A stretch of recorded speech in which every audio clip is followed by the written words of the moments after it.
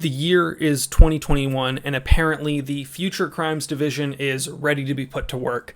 Senator Marco Rubio is once again proposing a set of legislation that would allow the FBI and the Attorney General to classify someone as a domestic terrorist or put them on a domestic terror watch list and then prevent them from being able to keep and bear arms, potentially even going as far as arresting you for attempting to buy a firearm. Let's talk about that, whether or not we truly need to worry about this, what could go on, and whether or not this is something that we should actually be paying attention to. Before we get going, I want to say thank you to the sponsor of this channel, shallnotcomply.com. They handle all of my merch. They get you awesome stuff. We're going to have some new designs coming in the next coming days. My favorite thing about them is it's not like one of those places where you order it, a month later you get it. Johnny and Emily have been excellent about getting orders out within a couple days, so we got some cool designs. Check it out. First link down in the description. Let's get into the video today. So this is the initial article that I saw that many people have been sharing out, and then we're going to kind of talk about, obviously this sucks, but let's talk about kind of the history a little bit and what this could potentially mean for the future. I want to mention that Matt LaRosier, I'm sorry if I mispronounced that name, I'm just terrible with names, from Firearms Policy Coalition, and also Fudbusters, his own YouTube channel. We had a discussion about a week ago about the fact that, HR 127, obviously it's terrible, but it might be something that too many people will focus only on that and prevent people from seeing the bigger picture about what might actually pass. Because yes, HR 127 is bad, and I still hold to this day that that could pass, but the likelihood of it passing is pretty low when you compare it to the other type of things that could happen. When I talked about my 6 bills, I made a video a few weeks ago about 6 bills that were introduced that, had a various likelihood of passing. One of the most common things that we see that could potentially actually pass would be things like universal background checks, universal registration of firearms at the time of purchase, and red flag laws. Now, like Brandon Herrera said, the only reason the government wants to know what you have is because at some point in time, they might want to take it from you. So this is one of those bills that kind of falls in that same realm of red flag laws of this could actually pass. So this is the article. It goes on to talk about it. Obviously, future crimes are not something that we should be even discussing because it is innocent until proven, P-R-O-V-E-N, proven guilty. Not innocent until we kind of think you might be up to something. And our definition of terrorist and domestic terrorist or person of interest, we got our own secret definitions. There's no way to know that you're on the list. And if you buy a gun, we're going to try to arrest you. Obviously, those kinds of crimes, not really a crime. Those kinds of things, not going to get down behind that. So let's look at this text from Marco Rubio's website himself. Rubio reintroduces legislation to prevent suspected terrorists from purchasing firearms. Now, what this Terror Intelligence Improvement Act would do, basically, apparently the Patriot Act wasn't enough. They want more government control and more government watching and controlling of what you can and cannot do. Republicans really are not the small government aspect, or the small government proponents that they like to pretend they are sometimes. Consolidate all federal terrorism investigation under the FBI, strengthen the FBI's capabilities, and make sure dangerous individuals do not fall through the cracks. That might sound good, but really what this is going to be doing is creating a stronger police state, putting more monitoring on you and I, simply because we might like things that the government might not like us to like having the ability to defend ourselves from a government that wants to control the way we live. I don't know, something like that. Now, here's the part where it gets relation to firearms and why I'm talking about it today. Require the FBI director and the Joint Terrorism Task Force to be immediately notified of any request to transfer a firearm to an individual who was the subject of a federal terror investigation within the last 10 years. The definition of domestic terrorist is changing wildly. We've seen a lot of the times in the past year even, people referring to gun owners as domestic terrorists for showing up to the Virginia rallies and doing absolutely nothing wrong, and then cleaning up after themselves politely after they're done. This is one of those things where, what does that actually mean? It's like back in the day when Obama was president, people would say, oh yeah, of course I think people that are on the no-fly list shouldn't be allowed to own guns. Well, the list is secret. There's no way to know you're on it. There's no good way to appeal it. Now, this kind of goes a step further. They add that there will be a way to appeal your status on this watch list or ability to own a firearm based on whether you were investigated, whether or not you knew you were being investigated. That's up for discussion. When an individual who is the subject of a federal terrorism investigation within the last 10 years tries to obtain a firearm, allow the Attorney General to delay the purchase or transfer for up to 10 business days and file an emergency petition in court to prevent the transfer. If the court finds probable cause that the individual is or has been engaged in terrorism, the Attorney General may arrest the individual. Okay, well, here's the thing. If they already know that you are a terrorist, why are they not arresting you anyway?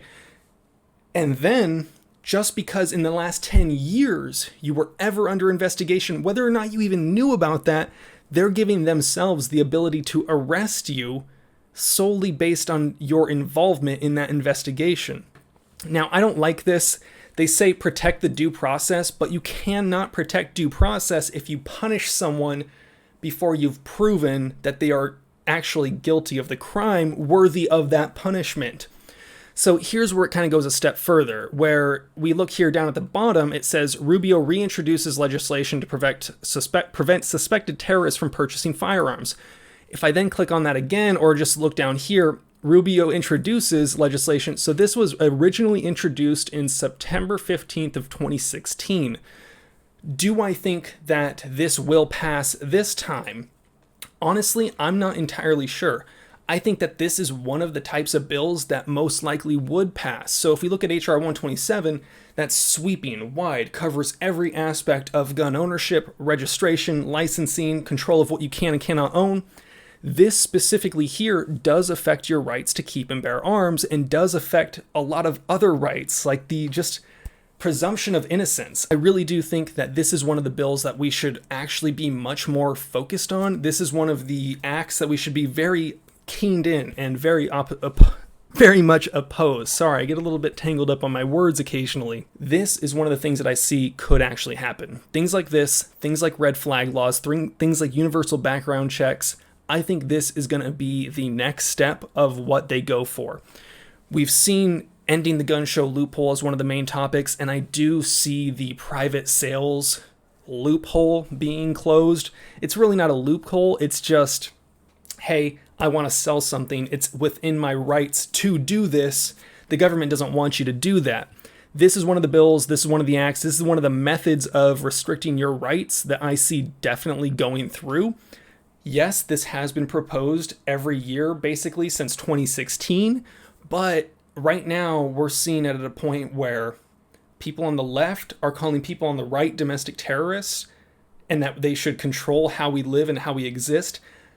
And then we have people on the right, like Marco Rubio, passing laws that gives the government more power, makes the government bigger and stronger, reduces your rights, and makes what you can and can't do even smaller.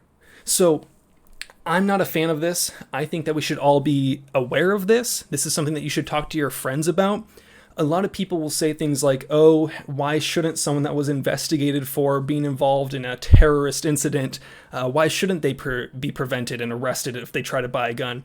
Well, if you're not on a list, you're probably doing it wrong. You know, I would be willing to wager that most of the people that watch these kind of videos, that leave comments, that interact in the community, that organize marches, that go to protests, you have most likely been put on some sort of domestic watch list. People like Duncan Lemp, he was being monitored for a long, long time and was eventually ratted on by an inside informant.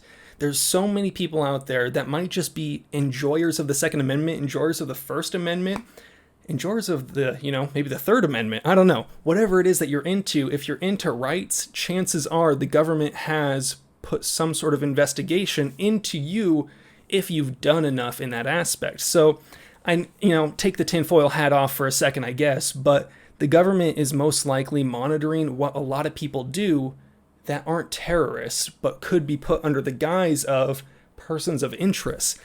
With the constant changing and secret definitions of what it is that they're looking at, I'm not a fan of this. This is bad. We should definitely oppose it. Regardless of how you feel about guns, regardless of how you feel about the Second Amendment, innocent until proven guilty is a real thing.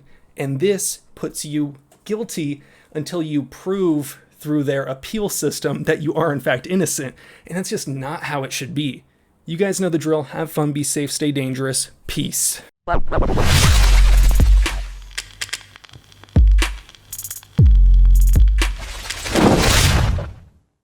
Before we go, I want to say that at the time of recording this video, I am currently planning on doing a live chat interview with Greg Wong. I'm going to be doing this simultaneously on YouTube and Twitch on Wednesday at 6:30.